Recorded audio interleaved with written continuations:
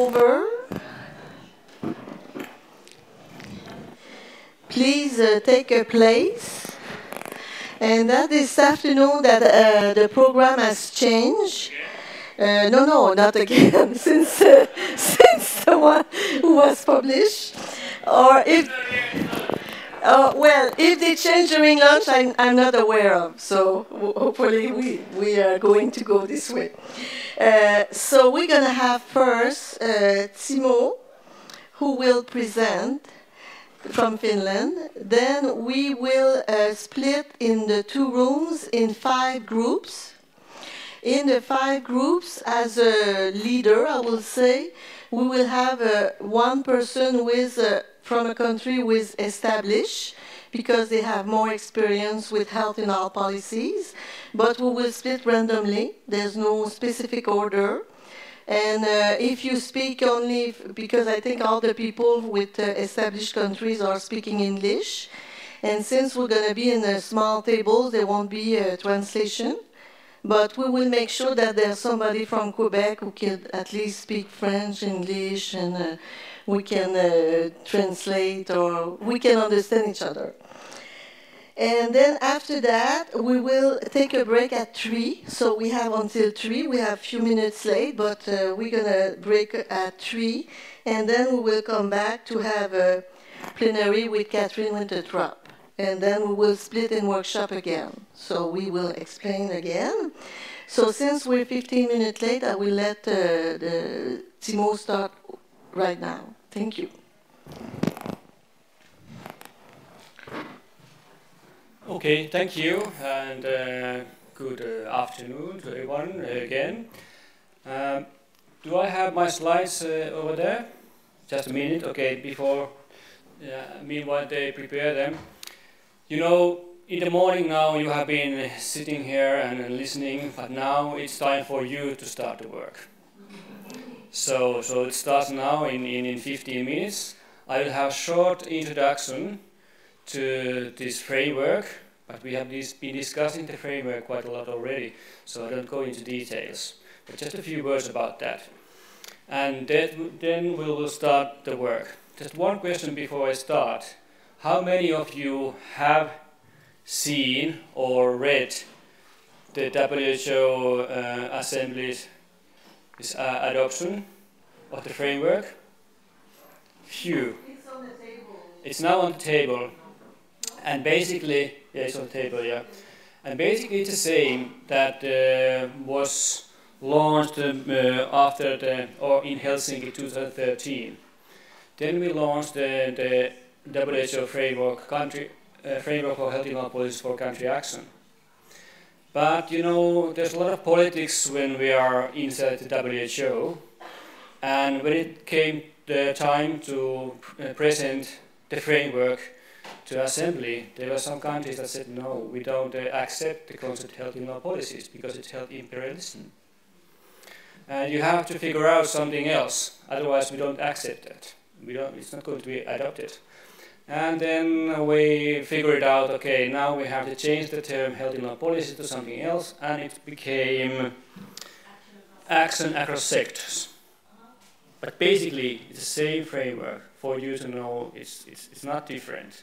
But the reason behind it is that, you know, it's a consensus-based organization, WHO, and then everyone needs to accept that.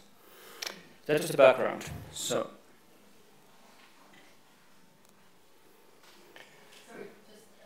Yep. Now in WHO we have one of our main lines of output is called health and policy. So terminology comes and goes. Yeah. Like governments come and go, terminology comes and go. But the same idea, same framework. But this is not the only, you know, tool for countries and local communities, and that's why I want to just show you that there are quite a lot of tools available already, and just briefly go through them. You know, the first published book, 2006, from Health in Our Policies, it was to the Finnish European Union presidency. That's where we launched the concept of health in our policy the first time in Europe. Then there was a second global conference, and it was global conference on health and law policies, and attached to that, it was another publication was published, and then there's other WHO run also publications like intersectoral governance for health and law policies. So those publications are available. Then we have, I think, very good training manual on health and law policies. How many of you are familiar with that one? Yeah, quite well, 10 about. I think that's quite helpful, and I have actually used that manual when I have been giving training in countries like Sudan and Somaliland. Took some pieces of that and applied them. But there are many more local government guides, training manuals for local government. Few examples again, some from state, USA, for example. And then there are fact sheets, resource sites, and research papers available. So there's a lot of material if you know how to find them. That may be difficult sometimes. And now we have, of course, the network. As I said, this framework was the outcome document of the Helsinki Conference, the 8th Global Conference on Health Promotion in 2013. That was held in Helsinki. And the idea was to have a more practical, coherent means for implementing health and law policies. How to, in practice, to implement health and law policies. And it was focused on national level, but it can be used in local level also. For example, in Finland, where the local levels is very strong, it has huge responsibilities and duties to local level, so it applies to local level as well. Okay, these are the key elements, and these key elements I have used when I have worked with Sudan and Somaliland as a self-assessment tool for those countries. So we start the discussion, do they have these kind of elements in place in the countries at the moment? And then they start to review, okay, what do we have? Do we have something like this? And if we have, is it functioning well or not? And if not, what should be done? Or if there's not, how to create one, a structure, for example. And it has been quite useful in practical work. And these Heli also showed, I don't go them through again. And this is now advanced model for that, some new elements, a little more about entry points and drivers and so on that you can find from the publication. But this is now what we are going to do. So that was the introduction part, very short, but you know that there's a lot of tools available, but how to find best for your purposes is another question. But now we are going to split to 5 groups. Groups 1 to 3 will stay here, and 4 to 5 will go to other room. It's near where the coffee table is. It's right there. We will have the 45 minutes discussion in groups. Each group needs to select a chair and rapporteur, and the rapporteur takes the notes. And in the next slide there will be some questions, and I think you should discuss, if you can, all those questions, but at least you have to report back on the question number 5 or team 5. I think the first ones are a little bit more like warm-up questions for you to really get into touch with the last one.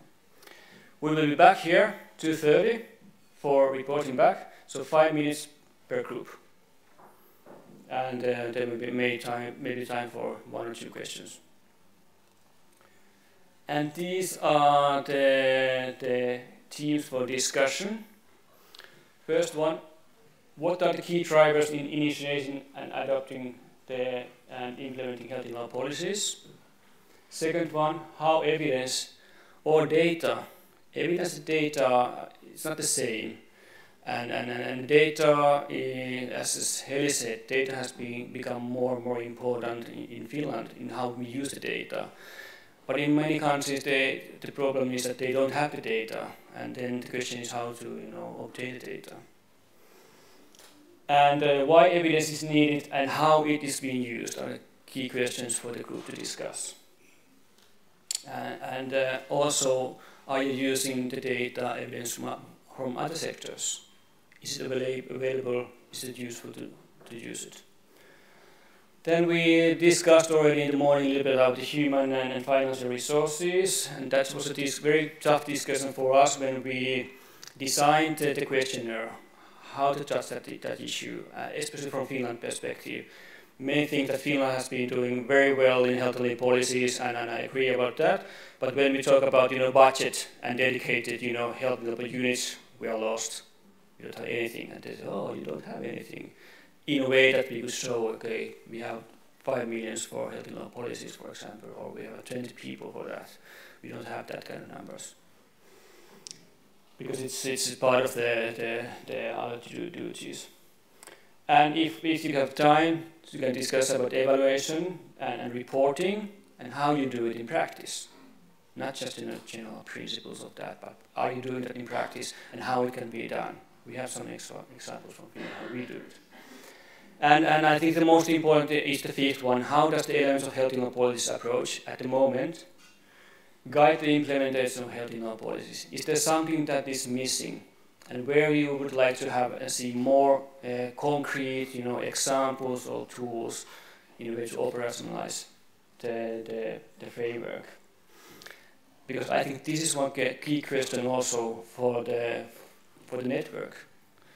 So the network, of course, we want to share experiences, but we would need to document that in a way that also helps to others and transform them into tools or examples that are useful for others.